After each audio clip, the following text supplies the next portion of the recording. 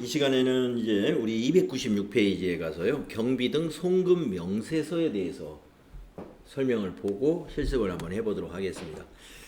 아까 그 영수증 수취명세서 작성할 때 제가 그런 얘기 했습니다만은 영수증 수취명세서에서 검토해가지고 보험료라든가 이런 거 같으면은 가산세에 해당이 안 되지만 나머지는 그 가산세에 해당이다. 이제 간이 영수증에다가 3만 원 초과의 경비를 지출했을 때는 적격 증빙이 아니므로 가산세 대상이 된다 그랬습니다. 그런데 그러한 부분에 대해서도 만약에 경비 등 송금 명세서를 작성을 해서 제출을 하면은 그 가산세를 면제받을 수가 있어요. 자, 어떤 내용인가 보겠습니다. 간이과세자로부터 부동산 임대 용역을 제공받은 거래라든가 부동산 중개 수수료 지급 등의 거래는 송금 사실을 기재한 이 송금 명세서를 제출하면 지출증명 서류 미수치에 대한 가산세를 부과하지 않는다 이랬습니다. 자, 간이과세자로부터 영수증을 받았어요. 간이과세자. 간이과세자는 적격증빙, 세금계산서나 계산서 발행을 못하잖아요. 네. 또 부동산 임대 용역을 제공받은 거래, 부동산 임대 용역을 제공받고 우리가 임대료를 주었어요. 근데 임대료를 주었는데 그 임대 사업자가 이제 적격증빙이 아닌 걸로 영수증을 해준단 말이죠. 또 부동산 중개 수수료, 공인중개사한테 부동산 중개 수수료로 뭐 80만 원을 지불을 했는데 적격 증빙이 아니고 그냥 간이 영수증에다 해줬어요. 이런 것 등 이러한 것은 내가 부동산 중개사한테 송금을 했다. 네. 또 우리 집주인한테 송금했다. 또는 간이 과세자에게 내가 송금했다라는 사실을 확인할 수 있는 송금 명세서를 제출해주면 가산세를 부과하지 않는다. 이런 얘기죠. 자, 밑에 상세히 나와 있는데요. 재화나 용역의 거래 금액을 금융기관을 통하여 지급한 경우로서 법인세 과세표준 신고서에 송금 사실을 기재한 경비 등의 송금 명세서를 첨부하여 제출을 하는 경우 가산세 적용이 되지 않는다. 우리가 이제 법인세 세무조정을 할 때 결산이 끝나고 나면 법인세 세무조정을 해가지고 3월 중에 법인세를 신고 납부한다고 그랬죠. 예, 법인의 경우에는. 그러면 이제 그때 제출하는 서류가 법인세 과세표준 신고서예요. 예, 법인세 과세표준 신고서. 우리 얼마 전에 소득세 앞 시간에서 오늘 첫 시간에서 소득세 종합소득세 신고할 때는 소득세 과세표준 신고서를 작성한다고 그랬죠. 예. 자, 그러면은 어떤 것이냐? 여기 쭉 열거되어 있습니다. 간이과세자의 부동산 임대 용역이 해당이 되고 개인 사업자에게 임가공 용역을 제공받은 경우도 해당이 되고 또 운수업을 영위하는 자가 제공하는 택시 외의 용역을 제공받은 경우, 그러니까 택시는 안 된다는 얘기죠. 택시 요금을 내고 송금명세서 작성하고서 이 가산세 제외가 아니라 택시 외, 그러니까 화물차를 말하는 거예요. 개인 화물차 같은 거.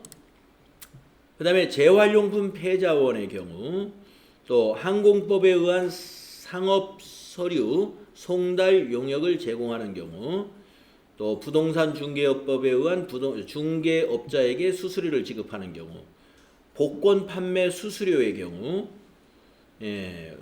복권 판매 수수료 같은 경우는 이제 복권 판매업자한테 복권 회사가 이제 입금해 주는 거, 그걸 말하는 거죠. 또 국세청장이 정하여 고시한 다음의 경우다 해서 인터넷, PC 통신 및 TV 쇼핑몰, TV 홈쇼핑 등을 통해서 재화 또는 용역을 공급하던 경우에도 입금 명세서를 입력하면 가산세가 면세된다. 우편 송달에 의한 주문 판매를 통하여 재화를 공급하는 경우 등, 이런 식으로 되어 있습니다. 우리가 이제 실무에서는 이제 이런 것들을 잘 알으셔야 되는데, 우리 시험하고 연관지으면 시험에서는 경비 등 송금 명세서를 작성해라 이렇게 나오니까 작성하라고 그러면 그냥 그대로 작성해 주시면 되겠습니다. 내용은 다 작성하라는 건 어디에 해당되는 걸 작성하라고 그러겠어요? 여기에 해당되는 것들로 나오겠죠? 자, 그러면 수행 내용 한번 보겠습니다. 영수증이 있는데 간이 영수증이라는 거죠. 신속 용달, 네, 예, 용달 요금이죠. 택시가 아닌 운수업이죠. 자, 내용을 보면 간이과세자인 신속용달에 제품 운송을 의뢰하고 영수증을 수취하였다. 대금은 15만 원을 한국은행 보통예금 계좌에서 신속용달 하나은행 예금주 박진현, 네, 여기 그 용달차 사장님이 박진현이죠. 예, 예금주하고 똑같죠. 계좌로 송금하였다. 자, 전표 입력하고 먼저, 그 다음에 영수증 수취 명세서 작성하고, 그리고 경비등 송금 명세서를 작성하는데, 이때 영수증 수취 명세서 작성할 때 가산세를 피하려면은 송금 명세서 작성분이다라고 그 부분을 선택해 줘야 돼요. 송금 명세서 작성분이다. 자, 그러면 한번 실습해 볼까요? 자, 날짜가 9월 30일이니까 자, 전표 입력부터 한번 해봅시다. 자, 이게 지금 무슨 영수증이냐면 제품 운송을 의뢰했습니다. 제품이나 상품을 운송하는 운송비는 예, 우리가 운반비라는 판매관리비 계정을 쓰면 되죠. 자, 입력하시죠. 자, 9월 30일 날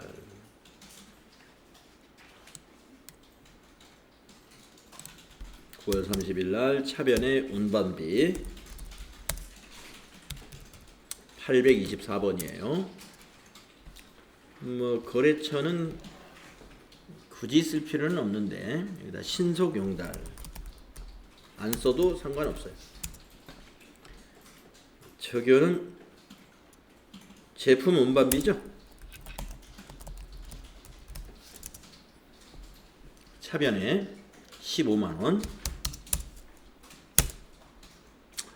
대변은 보통예금이죠. 보통예금. 거래처는 한국은행이겠죠. 한국은행 보통. 적용은 제품 운반비. 금액은 15만 원. 이렇게 하시면 되고.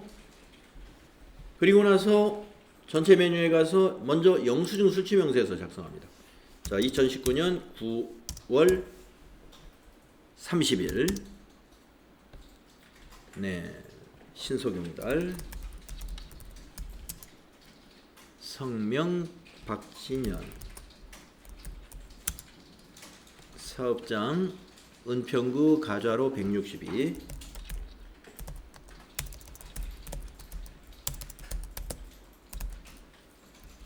네, 앞에 서울시 이거 서울 이거 넣어야 돼요. 네. 사업자 등록번호는 12460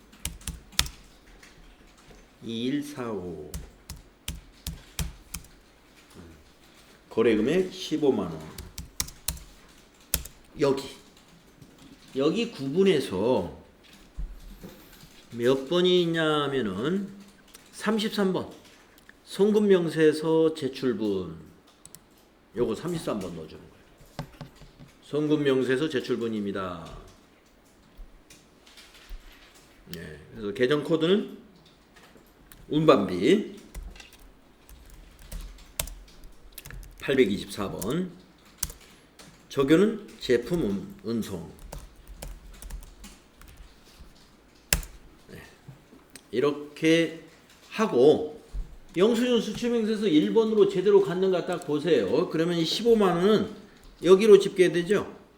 제외 명세서 제출 제외 안 넘어왔네요. 안 넘어왔을 때는 어떻게 한다? 불러오기. 예. 명세서 불러오기 요 위에 예. 그리고 여기에 포함되죠. 네.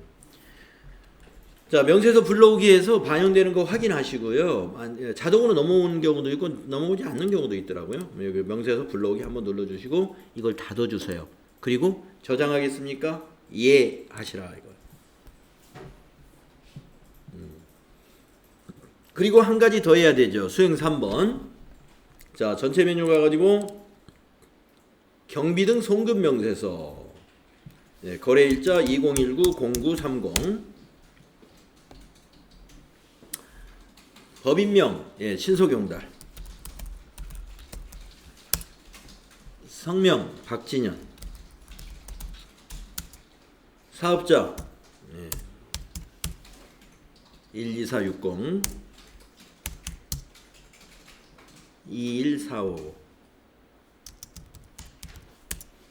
거래내역, 제품, 운송비. 거래금액 15만원. 송금일자 같은 날이죠. 2019-0930. 이 CD가 그 은행의 코드라는 얘기예요. F2 눌러가지고요. 지금 여기 은행은 그 예금주, 그러니까 박진현 씨의 예금주 계좌번호를 말하는 건데, 하나은행이죠. 신성용달 하나은행. 그래서 여기서 하나은행을 찾아줘야 돼.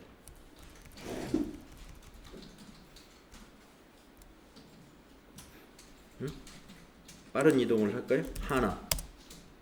네, 하나은행 81번이네요. 계좌번호 여기다 입력해 주는 거예요. 계좌번호는 이제 하이폰까지 다 넣어야 돼요. 501- 이런 식으로 5482 다시 6242 이렇게. 네. 계정 코드는 코드가 넘어가지 않으니까, 예, 여기까지만 입력하면 되겠네요. 이게 경비 등의 송금 명세서입니다. 그래서 TAT 2급은 송금 명세서 문제가 한 문제 나올 확률이 매우 높다. FAT 1급에서는 그 영수증 수취 명세서 작성 문제가 한 문제 자주 나오죠. 이렇게 해주시면 되는 겁니다. 자, 수행 결과 우리하고 같죠?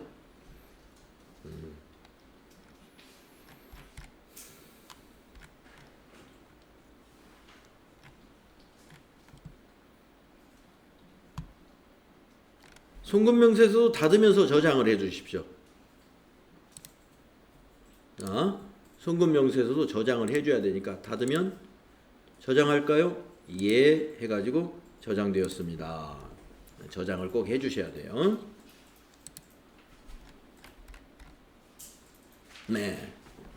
자, 그래서 우리가 이제 몇 가지 점표를 입력해 봤는데, TAT 2급에서 일반 점표 입력의 문제의 수준이 이 수준이거나 이보다 약간 높거나, 네, 이렇게 해서 나올 거다.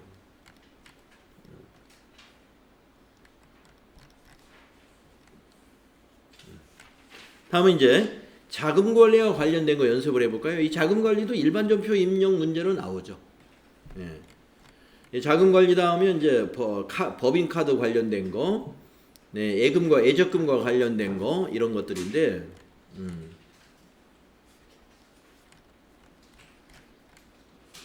받으러움 지급음 우리 얼마 전에 여러분들 NCS 평가도 봤죠? 그냥 간단하게 봤지만, 자, 그래서 예, 어음과 관련된 거래를 쭉 한번 연습해 보겠습니다. 자, 수행 내용, 다음 거래 자료를 일반 점표 입력 메뉴에 입력하고 어음에 대한 자금 관리를 수행하여 받으러움 현황에 반영하시오 했는데, 이 정도는 우리 FAT 1급에서 충분히 연습이 된 거니까, 네, 술술술술 여러분이 복습하는 것처럼 하면 돼요. 자, 주식회사 한림사 외상 매출금 중 3천만 원을 전자음으로 받고 입금표를 발행했다. 네, 그러니까 외상 매출금을 어음으로 받았다는 것이죠. 우리 엊그제 NCS 평가 문제에도 이런 거 나왔죠. 네, 외상 매출금을 어음으로 받았다. 자, 전표 입력하고 자금 관리까지 하라고, 아까 여기서 자금 관리까지 수행하라는 거죠. 자, 그러면 10월 1일 날 이렇게 입력하면 되죠. 자, 10월 1일 날 1일날 차변에 받으러 음이죠. 차변에 110번 어디 거? 한림이었나요? 네, 한림사.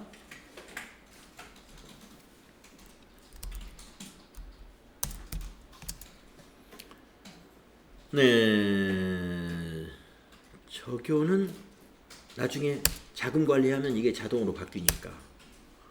네, 차변 금액 3천만 원. 대변은 외상매출금이죠. 108번. 거래처는 1001 똑같아요. 3천만 원. 외상매출 대금을 어음으로 받으면 이렇게 회계 처리하는 겁니다.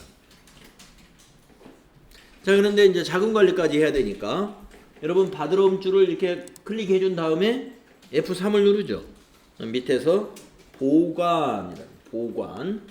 자, 어음의 종류 잘 바꿔줘야 돼요. 어음의 종류가 여기에 이 어음 사진에 전자어음이라고 되어 있으면 전자를 반드시 선택해야 되고, 여기가 약속어음이라고 되어 있으면 그냥 어음 선택하면 돼요. 네, 근데 여기는 지금 뭘로 되어 있어요? 네, 약속으로 되어 있죠? 네, 약속이니까 이걸 전자로 바꿔라 이거. 밑에 메시지 보면 전자는 6번이다 이거죠. 이걸 제대로 안 바꾸면 여기 어음 번호가 입력이 안 됩니다. 예, 그러니까 이거 어음 종류 하찮게 생각하면 안 돼요. 전자는 전자, 약속 어음은 약속, 제대로 선택을 해주고 가야 돼요. 그리고 이제 어음 번호 넣어주면 돼요. 전자어음은 어음 번호가 굉장히 길어요. 근데 간혹 또 어떤 분은 이걸 자꾸 검색을 하려고 그래. 이게 선생님 더블 클릭이 안 됩니다. 왜 더블 클릭이 안 되는 걸 한번 생각해 볼까요? 지금 어음을 오늘 보관, 오늘 받았어요. 오늘 받았는데 우리 장부에 없는 건 당연하죠. 예, 그냥 더블 클릭이 될 리가 없죠. 그러니까 여기다 입력하는 거예요. 오늘 받은 어음은 직접 입력합니다. 004 2019 1001 123456789. 그 다음에 수취급은 자수. 발행일 10월 1일. 만기일은 사진을 보시고 2020년 0112.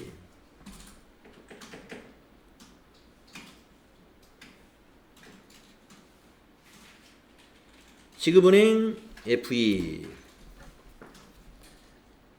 국민은행, 지점 구로지점. 예, 서두르지 마시고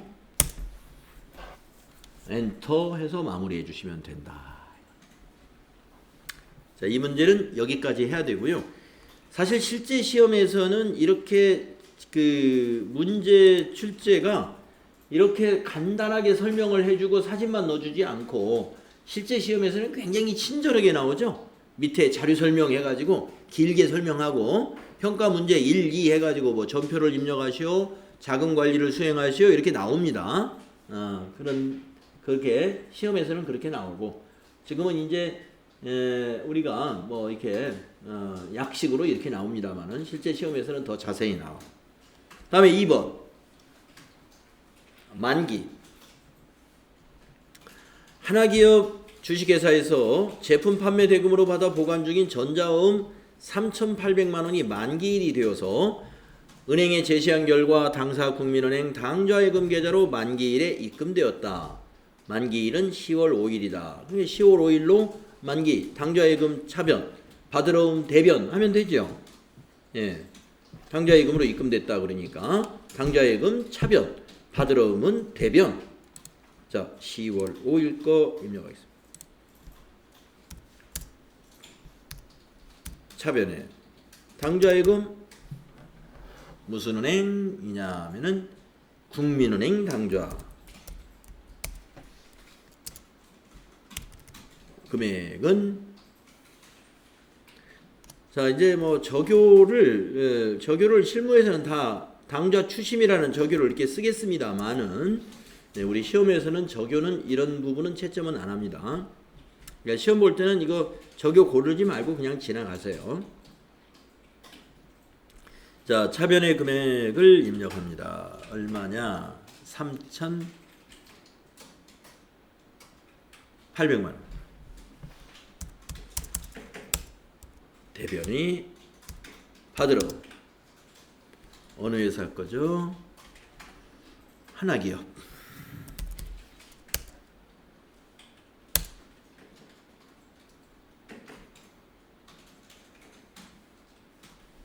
6번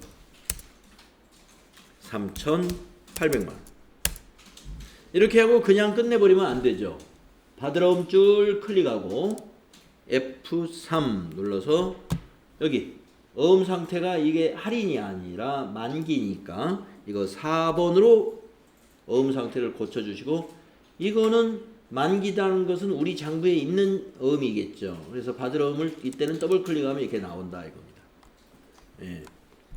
그래서 선택해주고 만기는 여기까지가 다예요. 엔터 치면 커서가 위로 올라가 버립니다.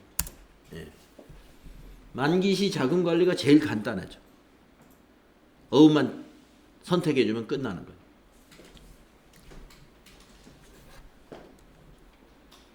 자, 그 다음에 3번 배서. 자, 어떤 내용이냐? 주식회사 한성의 외상 매입 대금을 주식회사 베스트원에서 받아 보관 중인 전자어음 4,300만 원을 배서하여 지급했다.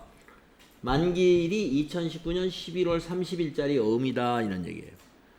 자, 외상 매입금을 갚아야 되는데 다른 회사가 발행한 어음으로 대신 배서 양도했다는 거예요. 자, 그러면 외상 매입금에는 부채는 감소하기 때문에 외상 매입금은 부채 감소 차변이니까 차변해졌고, 그 다음에 어음을 보관 중인 어음은 받으러 어음이니까 요 받으러 어음으로 지급했으니까 받으러 어음은 대변해졌고, 이렇게 자리부터 잘 정리하면 되죠. 자, 그러면 차변의 외상 매입금부터 해볼까요? 거래처는 한성 10월 8일입니다. 10월 8일 차변의 부채 감소 외상 매입금 거래처 한성이 되겠고, 적요는 외상 매입금을 어음으로 배서 양도했다고 그러는데 7번 적요 있네. 딱 맞는 게 외상 매입금 반제 어음 양도, 이게 배서 양도입니다. 외상 매입금으로 배서 양도할 때 7번 적요 쓰려고 만들어 놓은 것 같아요. 자, 금액은 얼마냐? 4,300만 원. 엔터 치고 대변에 110번 받으러 음으로 줬어요. 누가 발행한 거? 베스트 원에서 발행한 거예요. 베스트 원. 그래서 이 거래처는 한성으로 하면 안 되죠. 베스트 원.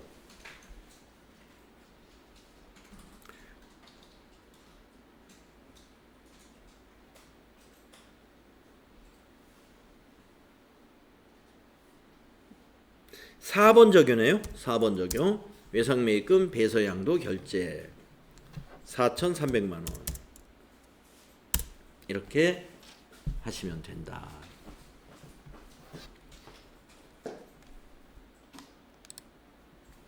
다음에 4번 부도가 났습니다. 네, 주식회사 두리온스에서 물품 대금으로 받아 보관 중인 전자어음 900만 원을 지급기일이 되어서 은행에 제시한 결과 지급 거절이 되었습니다. 네, 오늘이 만기네요. 이날이 만기인데 가서 은행에 제시했더니 지급 거절. 그러면 이건 어떻게 되느냐? 대변의 받으러음은 이제 대변에서 감소하고, 일단 이거는 지급 거절이 됐지만 이걸 어음을 버릴 수가 없죠. 그래서 이걸 뭘로 대체하느냐? 부도어음과 수표라고 하는 계정이 있어요. 계정 과목이. 예. 부도가 난 수표는 대손 처리할 때까지 부도어음과 수표 임시 계정으로 대체를 해 놓습니다. 자, 10월 10일 거 이렇게 입력합니다.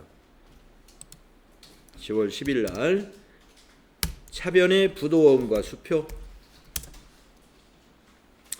자, 이 수표, 이 어음이 어디가 발행한 거예요? 두리온스가 발행한 건가요? 예, 두리. 적요는 부도 발생.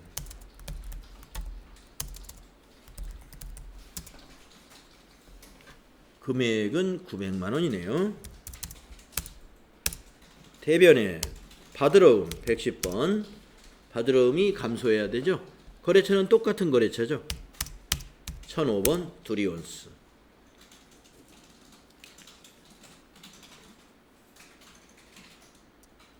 적요에 부도 발생 없네요. 그러면 위에 거 엔터 쳐서 부도 발생 복사. 900만 원 이렇게 하시고 받으러움 자금 관리해야죠. 자, 받으러움 클릭하고 F3 눌러서 자, 여기 어음 상태 부도 5번 있죠. 5번 부도 5번. 자, 부도어음이라는 건 우리 장부에 있었겠죠. 받으러음이 더블 클릭해서 900만 원짜리 보니까 있어요. 선택. 그리고 엔터 치면 부도어음도 만기처럼 이게 간단합니다. 네. 부도음은 차변에 부도음과 수표 처리했다가 나중에 대손 처리 단계에서 대손 처리하면 되고, 우리가 부도가 났다고 해서 그 돈을 반드시 못 받는 건 아니죠. 자, 어음은 부도가 났지만 가서 회사에 쫓아가가지고 사장을 만나서 돈을 받아낼 방법을 자꾸 강구를 하다 보면 아, 그러면 알겠어. 900만 원 주겠습니다 하고 자기 집에 있는 돈으로 이렇게 줄 수도 있죠. 예. 그러면 이제 그때 부도음과 수표 대변에 가서 없어지고 차변에 현금이나 보통예금으로 돈 다른 방법으로 받으면 돼요. 일단 이 수표는 이제 부도가 났으니까 부도음과 수표로 일단 대체시켜 놓는 거예요. 자, 그리고 이제 끝까지 6개월 정도 노력을 했는데도 받을 수가 없었다. 그러면 이제 법인 같은 경우에 부도 발생일로부터 6개월이 경과하면 대손 처리의 사유가 되는 거예요. 예, 그때 이제 회계적으로 대손 처리 비용으로 처리해도 회계상 문제는 없는 거고, 더 노력해서 받을 수 있다 그러면 계속 노력해서 받아내야죠. 일단 대손 처리했다가도 나중에 받으면 회계 처리하는 방법이 있죠. 네, 대손 충당금, 대손 충당금으로 다시 설정하잖아요. 그때 대손 처리 한 것을 다시 돈을 받게 되면 대변의 대손 충당금, 차변의 보통예금 이렇게 해서 대손 처리한 것을 받았다. 이런 거 우리 FAT 1급에서도 우리 연습했죠. 단계별로 다 거기에 맞는 회계 처리를 우리는 할 수 있습니다. 자, 그 다음에 5번 문제 보시면 증빙이 많네요. 할인. 부족한 자금을 조달하기 위해서 올림푸스에서 받아 보관 중인 전자음 500만 원, 이거를 당사거래은행인 국민은행 구로지점에서 할인하고 할인료 5만 원을 차감한 잔액은 당사 당좌 계좌로 입금받았습니다. 네, 여러분 할인이 뭔지 아시죠? 지금 우리 회사가 어음이 500만 원짜리가 하나 있긴 한데 지금 당장 현금이 필요해. 어음이 아니라. 그래서 이 500만 원짜리 어음을 은행에다가 처분한 거예요. 국민은행 구로지점에다가. 그랬더니 은행에서는 500만 원을 현금으로 주진 못하고 5만 원은 이자입니다 하고 할인료로 뺀 거예요. 그러면 이게 이자 비용이냐? 이자 비용으로 하면 틀리죠. 자, 우리는 지금 어음을 갖다 팔았어요. 어음을 갖다 팔고 이만큼의 비용이 발생하는데 이것을 우리는 뭐라고 부르냐면 매출채권. 어음이 매출채권이죠. 받으러음이. 그래서 매출채권, 이걸 은행에다가 할인했다는 것은 매각했다, 처분했다 이거예요. 처분하면서 발생한 비용이니까 매출채권 처분 손실이라는 계정 과목으로 영업의 비용으로 처리하더라 이거예요. 영업의 비용. 그래서 할인료는 계정 과목 이름이 이렇게 좀, 이게 몇 자입니까? 8자죠. 좀 길어요. 그래서 매출채권 처분 손실 요 개정 과목이 좀 회계 처리할 때 잘 생각이 나야 됩니다. 요 할인요. 네. 그리고 차감 수령액 이거는 어디로 들어왔어요? 은행으로 들어왔죠. 네. 당좌 계좌로. 그래서 당좌 계좌라는 건 뭐예요? 당좌 예금이라 이거예요. 당좌 예금. 무슨 은행? 여기 국민은행 구로지점. 그래서 국민은행 구로지점에 있는 당좌 계좌로 입금됐다 이런 얘기죠. 자, 그러면 분계를 어떻게 합니까? 자, 입력할까요? 날짜는 요 날짜가 10월 15일이에요. 자, 10월 15일 날 자, 어음을 갖다 팔았으면 대변에 받으러음이 됩니다. 우선 대변에 받으러음 110번 어디에서 발행한 어음을 갖다가 처분했냐면은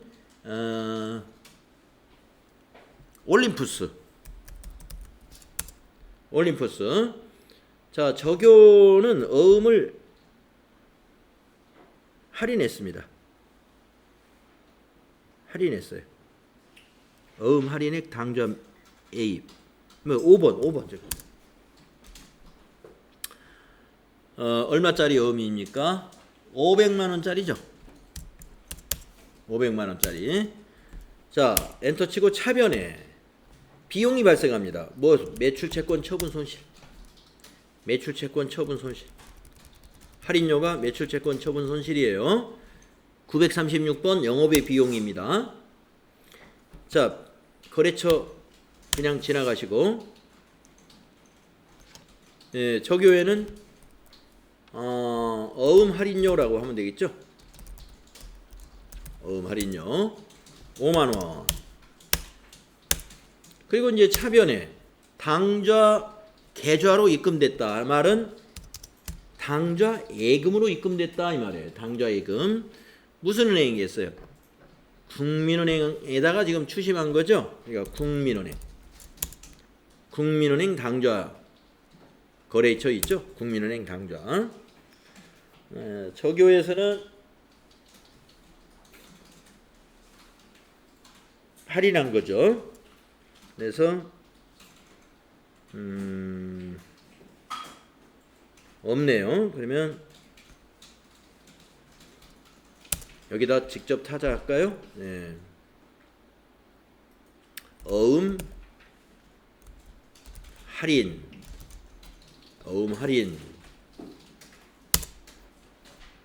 그리고 금액은 5만 원을 뺀 거니까 495만 원이다.